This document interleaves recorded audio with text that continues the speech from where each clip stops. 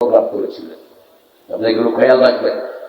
সব মাদ্রাসা, school, college যারা যারা স্টেন্ড করেছে, আমিও সেই সময় ছিলাম, কিন্তু আমি ওখানে যেতে পারিনি, বেশি ষোলোর কারণে আবার পাঠাই। 16 নম্বর স্টেন্ড ছিল আমার আলেম। এই সব মেধাবী ছেলেদেরকে নিয়ে তিনি প্রোগ্রাম করেছেন।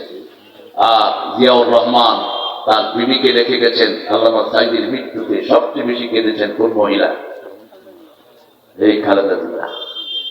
কারণ খালেদা জিয়া যখন প্রধানমন্ত্রী হয়, আল্লামা সাঈদীকে ধর্ম মন্ত্রণালয়ের প্রেসিডেন্ট নিয়োগ করেন, সভাপতি, এবং ওনার আন্ডারে ছিল ধর্ম। আল্লাহ এই চ্যানেলটাকে আপনি কবুল করেন। আল্লাহ যেন এই নেত্রীর শরীরটাকে ভালো করে দেয়। এত তুফান গেছে কিন্তু দেশ থেকে সরে নাই। ইউনূস সাহেব মাঝে মধ্যে যে একটা ভালো কথা বলে, তবে যাদেরকে পাকিস্তানের দালাল বলা হতো কেউ পাকিস্তান যায়নি, ওনারা সবাই কোথায় গেছে? কোথায় চলে গেছে?